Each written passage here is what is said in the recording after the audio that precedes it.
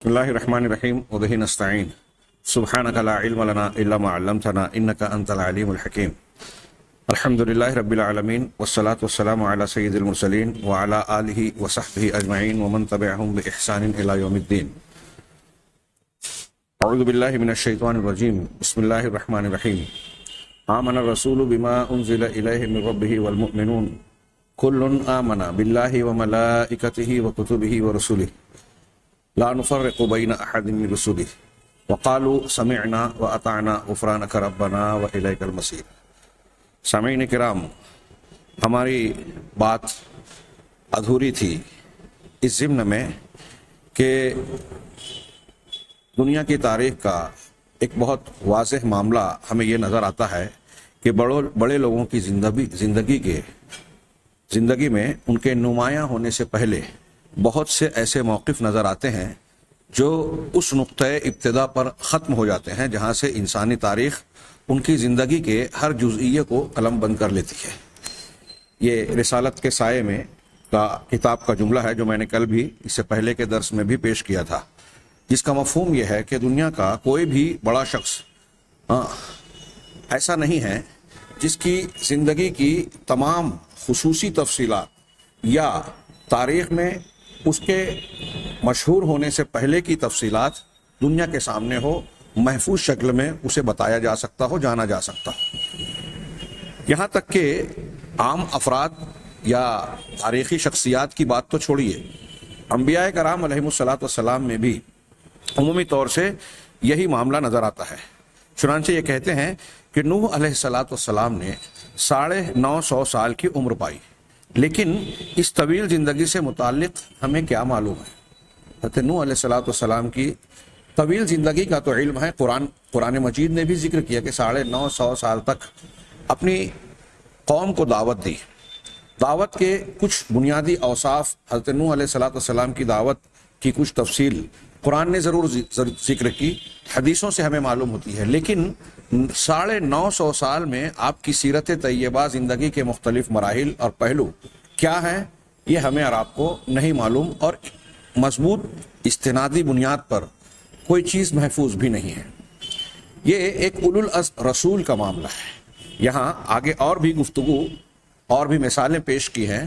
میں یہاں یاد دلا دوں کہ ہم اس تفصیل کو اس تناظر میں ذکر کر رہے ہیں اور جاننے کی کوشش کر رہے ہیں کہ نبی کریم صلی اللہ علیہ وسلم کا معاملہ اس بارے میں بھی دنیا کی دیگر شخصیات، تاریخی شخصیات، شاہان عالم، یہاں تک کہ دیگر انبیاء کرام علیہم الصلاۃ والسلام سے بھی مختلف نظر آتی ہے. گویا اللہ تبارک و تعالیٰ نے، قدرت نے اور اس کی ربوبیت نے جب نبی کریم صلی اللہ علیہ وسلم کی نبوت و رسالت کو تمام انسانوں کے لیے قیامت تک راہ نجات، معیار نجات قرار دیا، تو آپ کی زندگی کے تمام ضروری گوشوں کو اس طرح سے محفوظ کر دیا کہ دنیا کا کوئی بھی انسان آپ کی زندگی کے ہر حصے کو آسانی سے جانچ پرکھ کر، پڑتال کر کے معلوم کر لے سکتا ہے کہ اللہ کے نبی صلی اللہ علیہ وسلم کا اسوہ، طریقہ، آپ کی زندگی کا معاملہ ایسا تھا. اور یہ گویا آپ کے لیے، آپ کی شخصیت کو دنیا کے لیے قیامت تک کے لیے اسوہ بھی بنایا. اور یہ حیرت انگیز معاملہ گویا قدرت کا انتظام ہے. اللہ کے نبی صلی اللہ علیہ وسلم کی زندگی سے متعلق ایک معجزہ ہے جو انسانی تاریخ میں کسی اور کو حاصل نہیں ہے. نوح علیہ الصلاۃ والسلام کا انہوں نے تذکرہ کیا، یہی معاملہ حضرات صالح، شعیب، لوط، ہود علیہم الصلاۃ والسلام سے متعلق ہم کہہ سکتے ہیں کہ ان کی تفصیلات، ان کی حیات، زندگیوں کے بارے میں ہمیں کیا معلوم ہے. نبی صلی اللہ علیہ وسلم سے پہلے کے دونوں رسول جن کے نام لیوا دنیا میں موجود تھے اور ہیں، ان کے بارے میں ہم کیا جانتے ہیں؟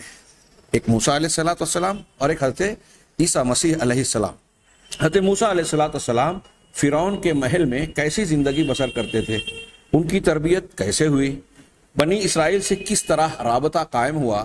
مدین کی سرزمین میں جس بزرگ کے یہاں آپ مقیم تھے، ان کی بیٹی سے شادی کی اور کہا جاتا ہے کہ وہ حضرت شعیب تھے، تو حضرت شعیب علیہ السلام کی بکریاں چرانے کے دن کیسے گزرے؟ 8-10 سال انہوں نے وہاں گزارے، اس کی تفصیلات کیا تھی؟ اسی طرح توریت کے بیان کے مطابق آپ مدین سے 80 سال کی عمر کے بعد واپس ہوئے. اور میدان تیہ کی مدت کے بعد موسیٰ علیہ السلام کی عمر 120 سال تھی. ہاں، لیکن اس طویل زندگی سے متعلق ہم کو کیا معلوم ہے، ان تفصیلات سے متعلق تاریخ میں کیا کچھ محفوظ ہے؟ یہ حضرت موسیٰ علیہ السلام جو ایک جلیل القدر رسول ہیں اور جن کے نام لیوا ایک تعداد میں دنیا میں موجود رہے ہیں، اب بھی موجود ہیں. ہاں، اب یہی چیز حضرت عیسیٰ علیہ السلام کے بارے میں دیکھیے. حضرت عیسیٰ علیہ السلام نے بعثت سے پہلے 30 سال بسر کیے. یہاں انہوں نے کہا بعثت سے پہلے 30 سال، گویا ان کے جملے سے یہ اشارہ ملتا ہے کہ 30 سال کی عمر میں آپ کو نبی بنایا گیا. ہو سکتا ہے باقاعدہ طور پر یہ کہا گیا ہو، ہاں، لیکن آپ نے بچپن میں ہی جب اللہ تبارک و تعالیٰ نے قوت گویائی دی تو جو کلام کیا مہد میں، قرآن نے جو جملہ اختیار کیا کہ اللہ تعالیٰ نے مجھے رسول بنایا ہے، ہاں، تو اس جملے سے ایسا لگتا ہے کہ ابتدا ہی میں آپ کی بعثت ہو گئی ہو. یا پھر یہ مانا جائے کہ آپ کا رسول ہونا اور رسالت کے منصب پر فائز ہونا یہ آگے کی بات تھی، اور اسی وقت حضرت عیسیٰ علیہ السلام کی زبان سے اللہ نے کہلوا دیا. بہرحال جو بھی ہو، آپ پیغمبر تھے، روح اللہ اور کلمت اللہ ہونے کی خصوصیت حاصل تھی، لیکن آپ کی زندگی کی تفصیلات بھی دنیا کے سامنے موجود نہیں ہیں. اس مدت کے بارے میں ہم کیا جانتے ہیں؟ مسیح علیہ السلام کی زندگی کے 17 سال بالکل نامعلوم ہیں، اور یہ معلوم ہے کہ آپ بعثت کے بعد صرف 3 سال تک تاریخ کے سامنے رہے. مسیح علیہ السلام کی زندگی کے بارے میں یہی معلومات ہمارے سامنے ہیں. آگے یہ کہتے ہیں بلکہ بعد میں تو محققین نے یہ رائے قائم کی کہ مسیح علیہ السلام کی زندگی کے صرف 50 دنوں کے بارے میں، ہاں، ذہن نشین رکھیں اس بات کو، کہ بعد کے خود عیسائی محققین، عیسائی علماء، دانشوران، ہاں، انہوں نے اس بات کا اعتراف کیا کہ حضرت عیسیٰ علیہ السلام کی زندگی کے صرف 50 دنوں کے بارے میں واضح اور یقینی معلومات ہیں. پادری چارلس اینڈرس اسکاٹ نے انسائکلوپیڈیا آف برٹانیکا، ہاں، جلد 13 صفحہ 171 ایڈیشن 4 یعنی 14 ایڈیشن میں لکھا ہے کہ مناسب ہے، یہ انسائکلوپیڈیا آف برٹانیکا کی عبارت کا ترجمہ ہے. وہ کہتے ہیں کہ مناسب ہے کہ انسان حضرت مسیح کی زندگی سے متعلق کوئی کتاب لکھنے کا ارادہ نہ کرے، کیونکہ اس مقصد کے لیے معلومات کا وجود نہیں. آپ کی زندگی کے جن دنوں کے بارے میں واضح معلومات موجود ہیں ان کی تعداد 50 سے زیادہ نہیں، ان کی تعداد 50 دنوں سے زیادہ نہیں ہے. آپ غور فرمائیے، حضرت عیسیٰ علیہ السلام جیسے جلیل القدر پیغمبر جن کے نام لیوا آج یہ دعویٰ کرتے ہیں، اگرچہ وہ دعویٰ محل تحقیق ہے، محل غور ہے، اور بعض محققین کہتے ہیں کہ درست نہیں ہے کہ دنیا میں عیسائی سب سے زیادہ ہیں، پھر بھی سب سے زیادہ نہ ہو تو سب سے زیادہ قوموں میں سے ایک ہیں. لیکن حضرت عیسیٰ علیہ السلام کی حیات طیبہ کی تفصیلات نامعلوم ہیں، اور جس شخصیت کی تفصیلات محفوظ نہیں ہیں، فطری طور سے یہ سوال اٹھتا ہے کہ کیا زندگی کے ہر گوشے میں ان کی رہنمائی ہو سکتی ہے؟ ہر معاملے میں ان کی سیرت اور ان کے کردار یا ان کے اسوے کی طرف رجوع کیا جا سکتا ہے؟ ظاہر سی بات ہے کہ اس سوال کا جواب نفی میں ہوگا. یہی نہیں، یہ تو اللہ کے نبی صلی اللہ علیہ وسلم سے پہلے کے دور کی بات ہے. اللہ کے نبی صلی اللہ علیہ وسلم کے بعد میں جو صحابہ کرام تھے، بڑی شہرت حاصل کی، ہاں، اور انبیاء کرام کے بعد اہل سنت والجماعت کے نزدیک، مسلمانوں کے نزدیک بالاتفاق سب سے بہتر انسانی طبقہ، سب سے زیادہ فضیلت والا طبقہ اصحاب محمد صلی اللہ علیہ وسلم کا ہے، جو قرآن و احادیث کی بے شمار دلیلوں سے ثابت ہے. لیکن یہ کہتے ہیں کہ خود مشاہیر صحابہ کو دیکھیے، صحابہ کرام میں بھی جو ممتاز اور بڑی شخصیات ہیں، اسلام کے ذریعے تاریخ میں داخل ہونے سے پہلے ان کی زندگی کے بارے میں ہم کیا جانتے ہیں؟ حضرت عمر رضی اللہ تعالیٰ عنہ، حضرت ابوبکر صدیق رضی اللہ تعالیٰ عنہ، حضرت عثمان اور حضرت ابو ہریرہ، یہاں یہ چند نام لیے، اور بھی بہت سارے ہم نام گنوا سکتے ہیں. ان کی اسلام سے پہلے کی زندگی کے بارے میں ہم کیا جانتے ہیں؟ کتنی تفصیلات سے واقف ہیں؟ تاریخ کے پردے پر ظاہر ہونے سے پہلے ان لوگوں کی زندگی سے متعلق جو باتیں ہمیں معلوم ہیں وہ چند سطروں سے زیادہ نہیں، یعنی بہت مختصر سی معلومات ان کی زندگیوں کے بارے میں حاصل ہو سکتی ہیں مشہور ہونے سے پہلے، تاریخ میں نام پانے سے پہلے. لیکن یہ تصور نہیں کیا جا سکتا آگے کہہ رہے ہیں لیکن یہ تصور نہیں کیا جا سکتا کہ نبی صلی اللہ علیہ وسلم کی بعثت سے پہلے کی زندگی میں کسی طرح کا نقص یا اس کو سمجھنے میں کسی طرح کی دشواری ہے. یعنی تمام شخصیات کا معاملہ ہم نے جانا جس میں ممتاز تر گروہ انبیاء کرام کا ہے، ان کے بارے میں بتایا گیا کہ ان کی زندگیوں کی پوری تفصیل ہمیں نہیں ملتی. صحابہ کرام کی زندگی کے تمام گوشے لوگوں کے سامنے واضح نہیں ہیں، لیکن نبی کریم صلی اللہ علیہ وسلم کا معاملہ اس کے برخلاف ہے. نہ تو آپ کی نبوت کے بعد کا تو معاملہ بالکل صاف اور سب کچھ محفوظ ہے، نبوت سے پہلے کا بھی معاملہ آپ کا بیشتر حصہ زندگی کا تاریخ کی روشنی میں ہے، اسے جاننے میں دشواری نہیں ہوتی. اور اتنا ہی نہیں بلکہ اس پہلو پر بھی نبوت سے پہلے کے مرحلے کو بھی اگر آپ بغور دیکھیں تو نبی کریم صلی اللہ علیہ وسلم کی سیرت اور شخصیت بے داغ نظر آتی ہے. ہاں، اس میں کوئی نقص، کوئی خامی اور جھول نظر نہیں آتا. مستشرقین اور اہل مغرب کے تصور کے برعکس صاحب کتاب عبدالحلیم اویس کہتے ہیں کہ میرا مذکورہ تصور صحیح ہے اور میں یہ بھی سمجھتا ہوں کہ تاریخ کا یہ کام نہیں ہے کہ بڑے لوگوں کی زندگی کا تاریخی دور شروع ہونے سے پہلے کی تمام جزیات کا وہ تتبع کرے، اس کی جستجو کرے. ہاں، تاریخ کی صرف یہ ذمہ داری ہے کہ ان میں سے اہم جزئیات کو لوگوں کے سامنے پیش کر دے. یعنی تاریخ کا کام یہ ہے تاریخ میں محفوظ کرنے کے لائق جو باتیں ہیں وہ اس میں محفوظ ہو جائیں، لوگوں کے لیے نمونہ اور سبق بننے والی ضروری چیزیں بیان کر دی جائیں. یہ ذمہ داری بالخصوص ان جزئیات کو جن کا ان کی شہرت کے مرحلے اور عملی پہلو سے تعلق ہے ان کو بیان کرے. بڑوں کے الفاظ و کردار کے اہم اور نمایاں ہونے سے پہلے ان کی زندگی کو صرف مذکورہ بنیاد ہی پر پرکھا جا سکتا ہے. اس کے بعد ممتاز اور واضح زندگی کا عنوان قائم کر کے آگے بیان کرتے ہیں کہ نبی کریم صلی اللہ علیہ وسلم کی بعثت سے پہلے نبی صلی اللہ علیہ وسلم کی زندگی کے بڑے واقعات اور کارناموں کی تاریخ کے مزاج کی توضیح کے بعد ہم درج ذیل حصوں میں مختصر طور پر ذکر کر رہے ہیں.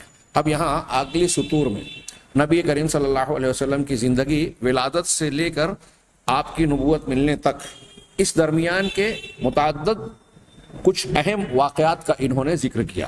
سن کے ساتھ آپ کی عمر کے ساتھ ساتھ واقعات کا ذکر کیا. میں ان پوری تفصیلات کو بیان کرنا نہیں چاہتا، صرف چند واقعات کا اشارتاً. اور یہاں ہمارا مقصود صرف یہ ہے نبی کریم صلی اللہ علیہ وسلم کی زندگی کی ایک امتیازی حیثیت جو اللہ تعالیٰ کی جانب سے ایک معجزہ، ایک نشانی کے طور پر دنیا کے سامنے موجود ہے، آپ کے رسول ہونے اور خاتم النبیین ہونے کی ایک دلیل کا پہلو اپنے اندر سمیٹے ہوئے ہیں.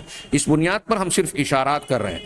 12 ربیع الاول بروز دوشنبہ عام الفیل مطابق 571 عیسوی آپ کی ولادت ہوئی. یہ 12 ربیع الاول والی بات زیادہ مشہور ہے.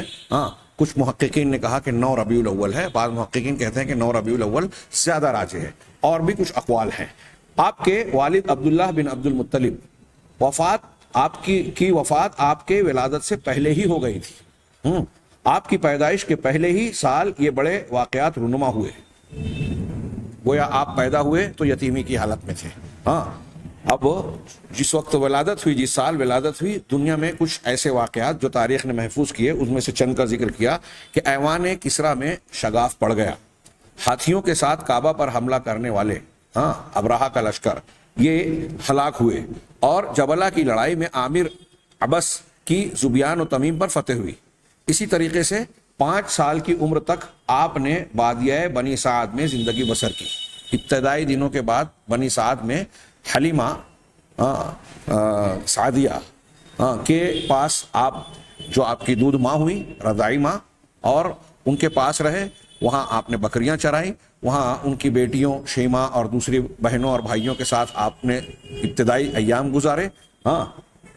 یہ وقت کھیلنے میں اور رضاعی بھائی بہنوں عبداللہ بن الحارث، شیما اور انیسہ کے ساتھ بکریاں چرانے میں گزارا. اسی سال شق صدر کا واقعہ پیش آیا جسے سیرت کی کتابوں نے ذکر کیا ہے، اور صحیح مسلم میں بھی یہ واقعہ مذکور ہے. شق صدر کا واقعہ صحیح مسلم میں موجود ہے، جس کے بارے میں عام طور سے سیرت نگار کہتے ہیں کہ آپ کی زندگی کے 4 یا 5ویں سال میں یہ واقعہ پیش آیا. اور ابن اسحاق کی روایت میں ہے کہ آپ کی زندگی کے 3 سال میں یہ واقعہ پیش آیا. اس کی تفصیل بیان کی جاتی ہے کہ آپ اپنے رضاعی بھائی بہنوں کے ساتھ تھے کہ حضرت جبریل علیہ السلام آپ کو لے کر گئے. اور بچے دوڑ بھاگ کر حلیمہ سعدیہ کے پاس پہنچے اور کہا کہ محمد صلی اللہ علیہ وسلم کا قتل کر دیا گیا ہے۔ حضرت جبرائیل نے آپ کے سینے کو چاک کیا، دل کو نکالا اور زمزم کے پانی سے ایک تشت میں دھو کر اس کو صاف کیا اور پھر اپنی جگہ رکھ دیا۔ گویا آپ کو انسانی اور بشری اعتبار سے دل میں جو کوئی ایسا پہلو تھا جو نبوت کی شان کے شایان نہیں تھا، اسے اللہ کے حکم سے حضرت جبرائیل علیہ السلام نے صاف کر دیا۔ بعض عقل پرستوں کو، منکرین حدیث کو، یہ شک کے صدر والا واقعہ جو بچپن میں بھی ہوا اور بعد میں بھی ایک مرتبہ ہوا، اور اس کا انکار کرتے ہیں معراج کے موقع پر۔ لیکن اہل علم نے اس کا بھرپور جواب دیا۔ جو لوگ اس کا انکار کرتے ہیں، اس میں شکوک و شبہات پیدا کرتے ہیں، حقیقت میں وہ اللہ تبارک و تعالیٰ کی قدرت پر سوال اٹھاتے ہیں۔ اللہ تعالیٰ کہتا ہے ان اللہ علی کل شیء قدیر، اللہ ہر چیز پر قادر ہے، اور اس کی قدرت کے نمونے اور ہر چیز پر قادر ہونے کی دلیلیں ہمارے اندر، ہمارے گرد و پیش میں بکھری ہوئی ہیں۔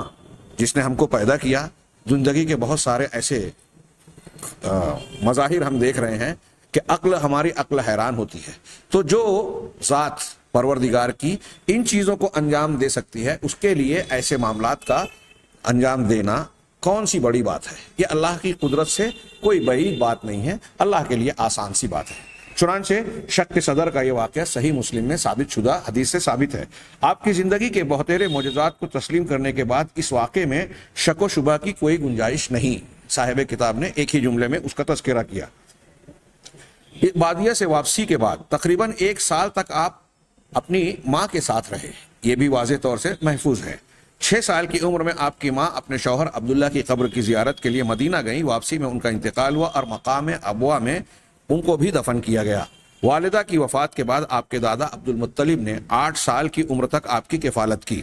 عمر کے 27ویں سال آپ کو آشوب چشم کی شکایت ہوئی، جس کاہن نے آپ کا علاج کیا اسے آپ کی نبوت کا اور آپ کے غیر معمولی انسان ہونے کا اندازہ ہو گیا تھا، اس لیے اس نے عبد المطلب یعنی دادا کو آپ کے ساتھ اچھے معاملے کی تاکید کی۔ اور یوں بھی معلوم ہے کہ دادا اپنے بیٹوں سے زیادہ، سگے بیٹوں سے زیادہ اپنے اس پوتے کے ساتھ رحمت و شفقت کا اور اچھائی کا برتاؤ کیا کرتے تھے، اور انہیں بھی احساس تھا کہ میرا یہ پوتا کچھ الگ قسم کی امتیازی صفات اور خصوصیات کا حامل ہے۔ عبد المطلب نے جس خوش اسلوبی سے آپ کی نگہداشت کی وہ معروف ہے۔ 8ویں سال عبد المطلب کی وفات ہو گئی۔ 8 سال کی عمر میں دادا بھی چلے گئے۔ والد کے انتقال کے بعد ولادت ہوئی۔ 6 سال کی عمر میں والدہ کا انتقال ہوا۔ 8 سال کی عمر میں دادا کا انتقال ہوا۔ اس کے بعد آپ کے چچا ابو طالب آپ کے کفیل ہوئے، کیونکہ یہ آپ کے والد عبداللہ کے حقیقی بھائی تھے۔ ان کی ماں نبی صلی اللہ علیہ وسلم کی دادی کا نام فاطمہ بنت عمرو بن مخزوم تھا، اور کہا جاتا ہے، بعض سیرت نگاروں نے ذکر کیا کہ دادا عبد المطلب نے وصیت بھی کی تھی کہ اگر میری وفات ہوتی ہے تو محمد صلی اللہ علیہ وسلم کی کفالت ابو طالب کریں۔ 12ویں سال آپ نے اپنے چچا ابو طالب کے ساتھ شام کے سفر پر جانے کے لیے اصرار کیا۔ وہ آپ کو ساتھ لے کر سفر پر گئے اور بحیرہ راہب کا واقعہ پیش آیا۔ یہاں شیخ عبدالحلیم اویس نے کہا کہ یہ واقعہ صحیح ہے۔ امام ترمذی نے اس کی روایت کی ہے اور کہا ہے کہ یہ حدیث حسن ہے۔ آگے وہ کہتے ہیں کہ بحیرہ راہب قدیم مقدس کتابوں سے واقف تھا، اس لیے بعید نہیں کہ اس کو وہ اوصاف نظر آ گئے ہوں جن کا ان کتابوں میں ذکر ہے۔ اسی طرح اس قصے کا انکار کرنے کی کوئی عقلی وجہ بھی نہیں، جبکہ استنادی اور سند کے اعتبار سے لوگوں نے اس واقعے پر کلام کیا، بعض لوگوں نے اسے ضعیف قرار دیا، لیکن کچھ علماء اسے قابل قبول کہتے ہیں۔ واقعہ یوں بیان کیا جاتا ہے کہ ابو طالب اللہ کے نبی صلی اللہ علیہ وسلم کی عمر جب 12 سال ہوئی، بعض روایتوں میں 12 سال 2 مہینے 10 دن، تو یہ شام کے سفر پر تجارتی مقصد سے گئے، اپنے ساتھ محمد صلی اللہ علیہ وسلم کو لے گئے۔ وہاں بصرہ شہر میں ایک جگہ پڑاؤ ڈالا۔ بصرہ یہ شام کے حوران علاقے کا اہم شہر تھا، مرکز تھا۔ چنانچہ یہاں کے چرچ کے پادری جن کا نام جرجیس تھا اور انہیں بحیرہ کے نام سے جانا جاتا تھا، نام جرجیس تھا لیکن بحیرہ راہب کے نام سے مشہور تھے، یہ آئے اور نبی کریم صلی اللہ علیہ وسلم کو ان کی علامتیں دیکھ کر پہچان گئے۔ ان کے ساتھ حسن سلوک کیا اور کہا کہ یہ سید العالمین ہے اور اللہ انہیں رحمت للعالمین بنانے والا ہے۔ یہ الفاظ الرحیق المختوم میں منقول ہیں۔ چنانچہ وہ ابو طالب پوچھتے ہیں کہ آپ کو کیسے معلوم؟ تو کہا کہ جب تم لوگ اس وادی کی طرف نمودار ہوئے تو اس علاقے کے سارے درخت اور پودے سجدے میں چلے گئے، اور یہ درخت پودے اسی شخصیت کو سجدہ کرتے ہیں جو نبوت کے مقام پر فائز ہونے والا ہو یا فائز ہوا ہو۔ اور پھر ان میں کچھ علامتیں ایسی ہیں جنہیں میں دیکھ رہا ہوں ہماری کتابوں میں ذکر کی گئی ہے۔ اللہ کے نبی صلی اللہ علیہ وسلم کی سچائی کی یہ ایک اور دلیل ہے۔ اگر یہ واقعہ صحیح مانا جائے تو بحیرہ راہب کی گواہی بھی ہے، اس گواہی کے ساتھ ساتھ اس کا یہ اعتراف کرنا بھی کہ ہماری کتابوں میں جو نبی آنے والے نبی کی علامتیں ہیں ان کو میں آپ کے اندر دیکھ رہا ہوں۔ چنانچہ انہوں نے کہا کہ ان کو شام میں نہ لاؤ، یہود سے خطرہ ہو سکتا ہے، لہذا ابو طالب نے چند غلاموں کے ساتھ اللہ کے نبی صلی اللہ علیہ وسلم کو واپس بھیج دیا۔ ہاں، اسی کو حضرت عبدالحلیم اویس کہہ رہے ہیں کہ عقلی اعتبار سے کوئی وجہ نظر نہیں آتی کہ ہم اس واقعے کا رد کریں۔ اپنے چچا کے ساتھ رہتے ہوئے آپ بھی بکریاں چراتے تھے، کیونکہ اب ابو طالب کثیر الاولاد اور غریب تھے۔ ابو طالب نے آپ کا بڑا خیال رکھا۔ بعض روایتوں میں کہا جاتا ہے کہ کبھی خطرہ محسوس ہوتا تھا تو اللہ کے رسول صلی اللہ علیہ وسلم کے سونے کی جگہ تبدیل کرتے تھے کہ اگر کوئی خطرہ ہو تو میرے بچوں کو ہو، محمد صلی اللہ علیہ وسلم محفوظ رہیں۔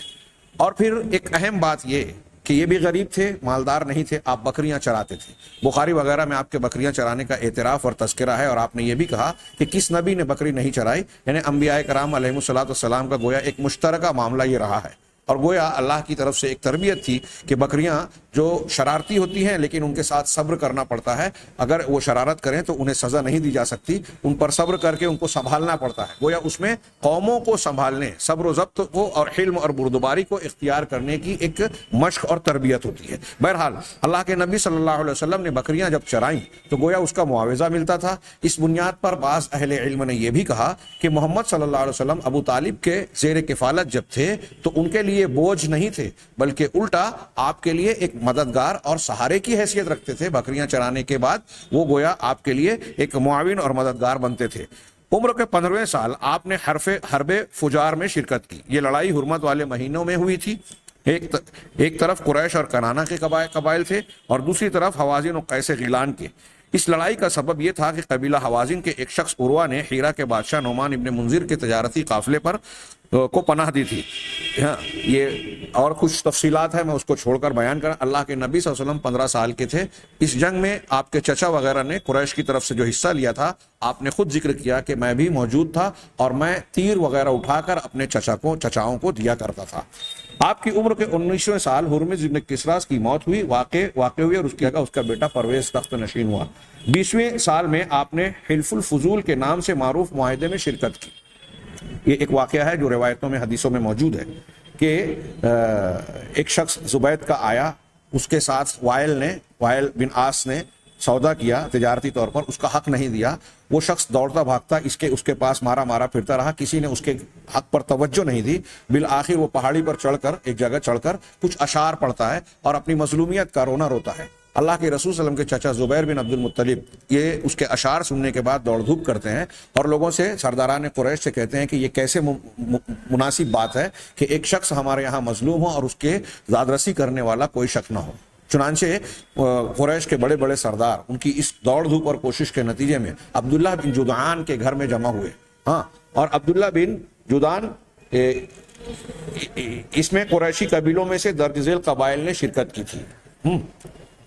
بنو ہاشم، بنو عبد المطلب، اسد ابن عبد العزا، زہرہ بن کلاب اور تمیم بن مرہ۔ اس معاہدے کا مضمون یہ تھا کہ معاہدہ میں شریک قبائل مکہ میں موجود ہر مظلوم کی مدد کریں گے، خواہ وہ مکہ کا باشندہ ہو یا کہیں اور کا، اور اس کے ساتھ انصاف کے لیے ظالم شخص کے مقابلے کے لیے سارے لوگ کھڑے ہو جائیں گے۔ اس وقت جبکہ عصبیت کا، خاندانی اور نسلی عصبیت کا دورہ تھا، اس ماحول میں ایسا معاہدہ ہونا کوئی معمولی بات نہیں تھی کہ خاندان اور رشتے سے اونچا اٹھ کر ظالم کو حق دلانے پر مجبور کریں گے، اور مظلوم وہ چاہے مکہ کا ہو یا باہر کا، ہمارے خاندان کنبے قبیلے کا ہو یا باہر کا، ہم اس کا ساتھ دے کر اس کو اس کا حق دلوائیں گے۔ یہ بہت بڑا اہم معاملہ تھا۔ اللہ کے نبی صلی اللہ علیہ وسلم اس معاہدے میں کہ میں شریک تھے، اور آپ نے اس کے بارے میں خود ارشاد فرمایا کہ لقد شہدت فی دار عبداللہ ابن جدعان حلفا ما احب ان لی بہ حمر النعم، کہ میں عبداللہ بن جدعان کے گھر میں ایک حلف میں، حلف الفضول جس کو کہا جاتا ہے، میں اس میں شریک تھا. میں پسند نہیں کرتا کہ اس کے بدلے میں مجھ کو سرخ اونٹ بھی ملے. وَلَوْ دُعِيتُ بِهِ فِي الْإِسْلَامِ لَأَجَبْتُ. اگر اسلام کے زمانے میں، یعنی آپ مدینہ میں جب نبی ہو گئے اور آپ کی ایک حکومت یا ایک معاشرت قائم اور تشکیل پا چکی تھی، آپ اس وقت کہہ رہے ہیں کہ اگر آج کے زمانے میں حلف الفضول جیسا کوئی معاہدہ منعقد ہوتا ہے تو میں اس میں شرکت کرنے کے لیے تیار ہوں، اس دعوت کو قبول کروں گا اور اسے میں منظور کروں گا. یہ اللہ کے نبی صلی اللہ علیہ وسلم کا کردار، آپ کا یہ نمونہ ہمیں بتاتا ہے کہ اس میں اگر کوئی نیکی کا، بھلائی کا کام ہو، انصاف کا قیام اور ظلم کے خاتمے کی کوئی کوشش ہو تو بلا تفریق مذہب دیگر مذاہب کے لوگوں سے بھی، یعنی اللہ کے رسول کہہ رہے ہیں نا کہ مشرکین کا ایسا کوئی معاہدہ ہوتا ہے تو میں اس میں شریک ہوں گا، تو اس میں شرکت کی جائے گی. مسلمانوں کو گویا ترغیب دی گئی. آپ نے یہ نمونہ پیش کیا کہ اچھائی کے کام میں، نیکی کے کام میں، انصاف کو بحال کرنے اور ظلم کا خاتمہ کرنے کے لیے ہر کسی کا ساتھ دیا جائے گا. اس میں کنبے قبیلے کی عصبیت رکاوٹ نہیں بننی چاہیے. کتنا بڑا اور اہم سبق ہے. اللہ کے نبی صلی اللہ علیہ وسلم کا یہ درس آج کی دنیا کے لیے بہت بڑا نمونہ ہے. لیکن افسوس کہ مسلمان خود اس سلسلے میں کوتاہی کے شکار ہیں. اپنے آپس کے معاملات میں ہم دیکھتے ہیں کہ اگر دو فریق کے درمیان اختلاف، جھگڑا، تنازع ہو جائے تو ہمارے یہاں بہت سارے لوگ حق اور اصول کی بنیاد پر، سچائی، ظلم اور انصاف کے اسلامی بنیادوں پر نہیں بلکہ رشتوں، تعلقات اور دیگر دنیاوی مصالح اور مفادات کی بنیاد پر ساتھ دینا اور مخالفت کرنے کا معاملہ اختیار کرتے ہیں، جو کسی طریقے سے اسلامی تعلیم کا حصہ ہرگز نہیں ہے. نبی کریم صلی اللہ علیہ وسلم کے یہ کردار یہاں ہم اس تناظر میں پیش کر رہے ہیں کہ نبوت ملنے سے پہلے کا آپ کا یہ کردار تھا.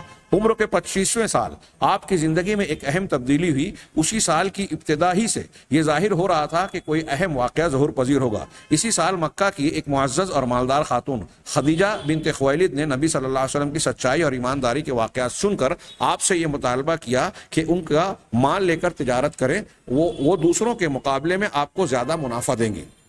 نبی صلی اللہ علیہ وسلم نے یہ پیشکش قبول کر لی اور خدیجہ کے غلام میسرہ کو ساتھ لے کر ملک شام تجارتی سفر کے بنیاد پر روانہ ہو گئے.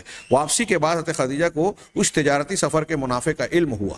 دیگر موقعوں پر حضرت خدیجہ رضی اللہ تعالی عنہ مالدار خاتون تھی، معزز خاتون تھی اور بڑی ذہین اور ذہانت و فطانت والی. آپ کو بہت سارے بڑے بڑے سرداروں کے پیغام نکاح کے لیے آ رہے تھے، کسی کو قبول نہیں کیا. اللہ کے نبی صلی اللہ علیہ وسلم کے بارے میں سن کر انہوں نے آپ کو اپنے مال دے کر ایک شرح پر حصے داری مشارکت کی بنیاد پر تجارت کے لیے بھیجا اور ساتھ میں اپنے غلام میسرہ کو بھی روانہ کیا. واپسی پر پچھلے تمام واقعات کے مقابلے میں زیادہ برکت اور زیادہ منافع حاصل ہوا اور ان کے غلام میسرہ نے نبی صلی اللہ علیہ وسلم کے ذاتی محاسن و محامد کا ذکر کیا. یہ بھی آپ کی سچائی کی دلیلوں میں سے، اگر جو آپ سے قریب ہوا ان کی شہادتیں جمع کی جائیں تو ایک کتاب تیار ہو جائے گی. میسرہ نے آپ کے اخلاق عالیہ، آپ کے بلند کردار، حسن اخلاق، دیانتداری، ایمانداری کی خوب تعریف کی.